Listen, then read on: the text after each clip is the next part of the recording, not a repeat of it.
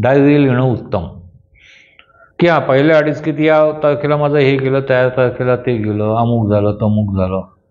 पण तुम्ही नम्रपणे शनीबरोबर तेवढ्याच प्रेमाने राहत असाल तर दुसऱ्या अडीचकीत तुम्हाला सुरुवातीलाच मार्ग सापडायला सुरुवात होईल. नुसती सुरुवात होत नाही तर ते फ्रुटफुल, म्हणजे तुम्हाला आश्चर्य वाटतं की अरे मी वर्षभर या माणसाच्या मागं लागलोय, ह्या माणसाने मला एकदाही वेळ दिला नाही, या माणसाने मला काही हे दिला ना, अचानक समोरनं फोन करून सांगतोय की अमुक अमुक दिवशी मी तुमच्याच गावात आहे, या आणि भेटा, म्हणजे आपण पुढचं बोलून डिस्कशन करू. मोठे मिरॅकल नाही. पहिले 2.5 वर्ष तुम्ही जे सहन केलं त्याची मार्ग दाखवण्याचे पुढच्या 2.5 वर्ष शनीचंच काम आहे. शनी न्यायदाता आहे.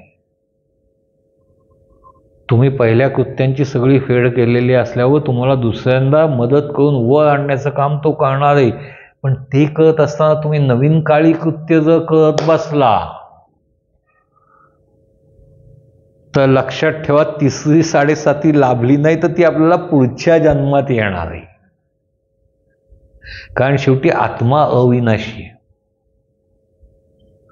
शरीर आपण जसे कपडे बदलतो तसं आत्मा शरीर बदलतो.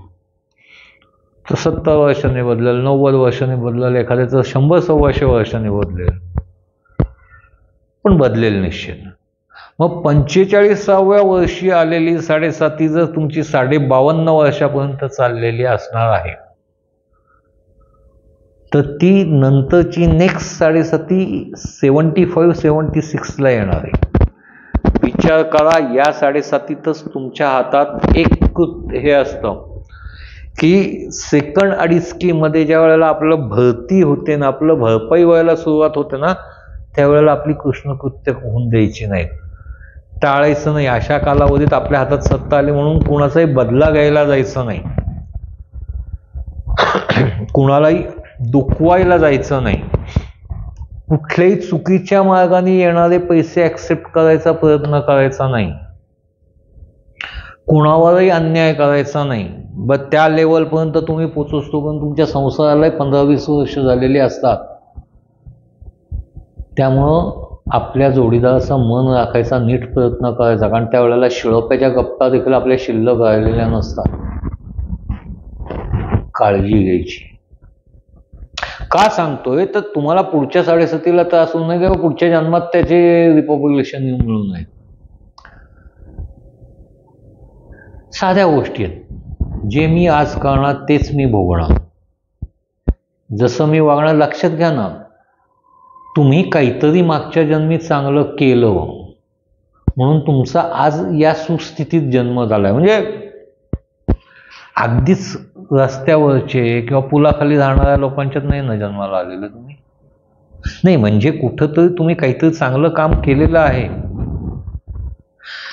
तर ते पुढचं सेटलमेंट करण्याकरता मला ही at the age of 45 to 50 मला ती संधी मिळालेली. मागचं नुकसान तर भरून काढायचंय, पण ते चुकीच्या मार्गाने नाही काढायचंय. ते अशा पद्धतीनं भरून काढायचं की समोरचाही दुखावला गेला नाही पाहिजे, माझा फायदा झाला. ती 2.5 वर्ष असतात की तुम्ही नवा लेखाजोखा, आपण जे म्हणतो ना 31 मार्चचा क्लोजिंग बॅलन्स हा 1 एप्रिलचा ओपनिंग बॅलन्स असतो. तसा मी 31 मार्चपर्यंत सगळं क्लोज केलेलं आहे आणि ओपनिंग बॅलन्स विथ नील सुरुवात केली आहे. पण आता जर मी इथं लायबिलिटीज बऱ्याच जमवल्या, हे सगळं कमवताना, इकडच्या ॲसेट्स कमवताना सगळं भरून काढायचं आहे. या ॲसेट्स कमवताना जर मी तर लायबिलिटीज भरपूर वाढवल्या तर त्याचं उत्तर कधी येणार आहे? Age of 75-76. त्यावेळेला मी सहन करण्याच्या कॅपॅसिटीत असेन का? जर दुर्दैवाने मी त्यावेळेला नसेल तर मी नवीन ज्या वेळेला जन्म घेईल तिथं तो हे मांडल्या जाताना, नवीन बॅलन्स शीट मांडल्या जाताना ओपनिंग बॅलन्स हा येईल.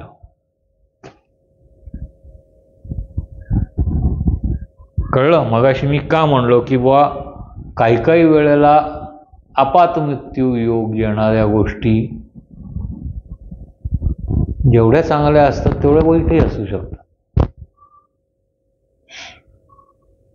एखादा मोक्ष असू शकतो किंवा एखाद्याची कृत्य अशी आहेत की त्याचं आता या जन्मात तो फेडूच शकणार नाही, उचला याला आणि दुसऱ्या कुठल्या तरी योनीत टाका, असंही असू शकतं. त्यामुळे ही 2.5 वर्ष फार महत्वाची.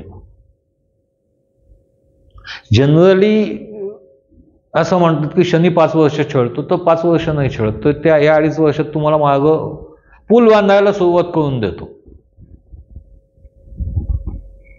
आणि तुमचं जे काय गमवलं गेलेलं पहिल्या अडीचकीत आहे ते सेटल करण्याचा मागं दुसऱ्या अडीचकीत झाल्यानंतर तिसऱ्या अडीचकीत तुमचा प्रॉफिट चालू होतो.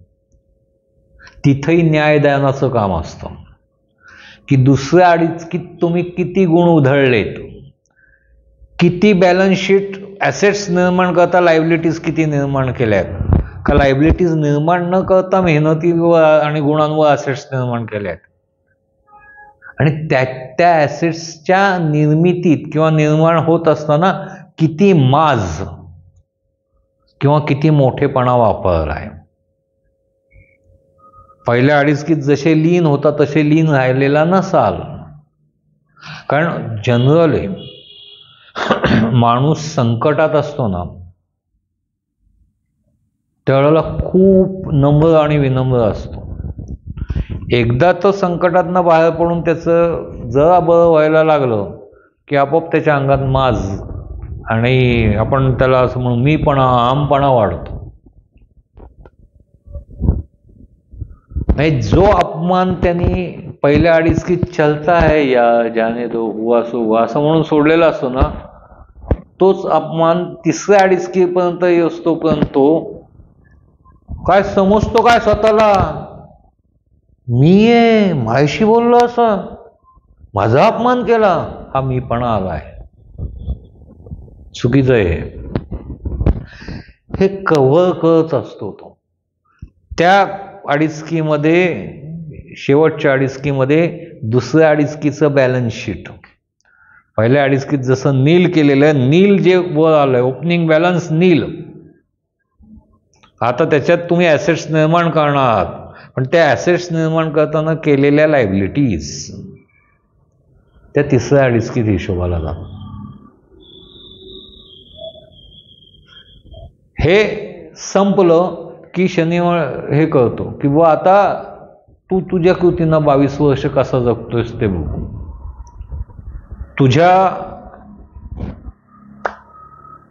तुझ्यात हिंमत किती आहे आणि तू किती अहंकारी बनतो किंवा किती माजतो, तुझं मूळ रूप काय हे तुला कळू दे. मी तुला तुझ्या मूळ रूपापर्यंत आणून ठेवलं, तुझी परीक्षा घेतली, तुला शिक्षा दिली, तुझे काही गोष्टी तुझ्या चुकीच्या ज्या तू हे केलेल्या त्या काढून घेतल्या, ज्या काढून घेतल्या त्या गोष्टींची दुसऱ्या मार्गाने भरपाई करून दिली, परत तुझा चौकोन आहे तसंच बॅलन्सला आणून दिला. आता तू धडा शिकून नीट वागणार आहेस काय तसंच जाणार आहेस हे तू ठरवायचंय. मग ती 7.5 संपल्यानंतर आपण कसे वागतो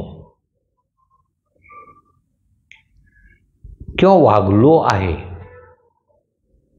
तुमचं तुम्ही बघा आणि ठरवा आणि सांगा ना मला. 7.5 हा परीक्षेचा काळ आहे रे.